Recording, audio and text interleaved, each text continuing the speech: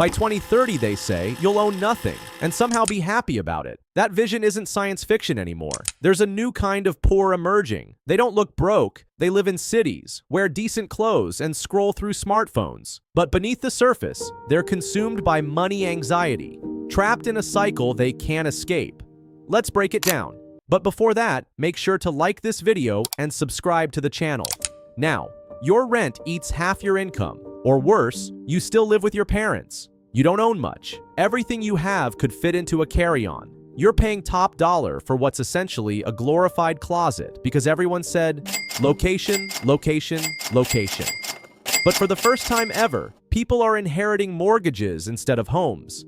And despite dreaming of ownership, you still think your home is an asset when it's actually draining you. The harsh truth? You're part of the new poor. You have no emergency cushion. If you suddenly lost your income today, how long could you survive? A week? A month? Most people can't last 3 months. If your safety net is thinner than a sheet of paper, you're one bad day away from financial ruin. You cope by pretending you're a minimalist or calling yourself free-spirited. But really, you're just anxious. You don't have a career. You have a job you tolerate, not love. You're not building a path upward because you're not planning to stay, but you're also not moving on. It pays just enough so you don't quit, and you work just enough so they don't fire you. It's a quiet misery on repeat. You daydream about buying land and escaping it all, but years have passed and nothing's changed. You're buried in student loans. You pursued a degree that hasn't paid off. Meanwhile, tradespeople out-earn you with less debt. Your net worth isn't zero, it's negative. A homeless person technically has more than you do. And the kicker?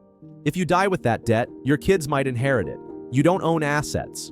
You own things that cost you money, like your car, but nothing that grows in value. You spend $6 on coffee every day, but don't own a share of the company selling it to you. Imagine if you did.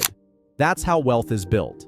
Owning, not consuming. Inflation is outpacing your income. Prices are up 20 to 50% in just 5 years. Medical care, housing, groceries, everything is climbing. If your income hasn't grown accordingly, you're falling behind. It's like running on a treadmill that's speeding up while you're exhausted. You finance everything.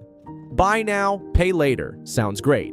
Until you realize you're paying up to 30% more.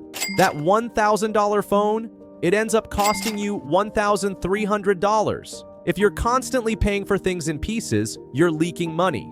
You rely entirely on digital payments. Digital money is convenient, but costly. Every transaction bleeds a percentage. By the time your $50 has passed through enough hands, only a fraction is left in the system. Cash may be old school, but it keeps full value in your hands. You've become your parents' retirement plan. They didn't save. Now, their medical bills, housing, and support fall on you. You're trying to stay afloat, and now you're carrying another person too. It's overwhelming, and deep down, you know there's no real plan. If this sounds like your life right now, don't worry, you're not alone. Hit that like button, subscribe for more, and comment below. What's been the biggest financial challenge for you lately? Everyone around you is struggling. Nobody in your circle is thriving, and that's your normal. You all nod in agreement when you say the system is broken, but no one's actually escaping it. The blind leading the blind. If you want to rise, you need new input. Mentors, books, communities that lift you. You rent everything. You don't own a car, you Uber. You don't own a bike, you rent a scooter. That $15 convenience adds up. Over 25 years, it's hundreds of thousands lost. Ownership builds value. Renting just burns cash. You overpay for little treats. A $2.50 coffee that costs 30 cents to make. A $400 shirt that's worth $6 in materials. You justify it as lifestyle, but you're paying 5 to 10 times for branding, not quality. And these small splurges become regular expenses. You live for now, not later. YOLO culture has you spending money you don't have for moments you barely remember. But reality catches up. If you're in debt and barely scraping by, the party's already over. You just haven't noticed. You don't have real skills. Knowing pop culture trivia or getting likes on social media doesn't pay. You need marketable, in-demand skills. The world pays problem solvers, not vibe curators. You avoid talking about money. It stresses you out. You think it's shallow. But the truth is, money impacts everything. Where you live, what you eat, how you sleep. Rich people talk about it because they know how powerful it is. You dream of wealth, but never build the road to it. The mindset of the new poor is a quiet disease. It tells you that this is normal, that change is too hard, that life just is what it is. But if you're still here, reading this, you're not poor, you're pre-rich.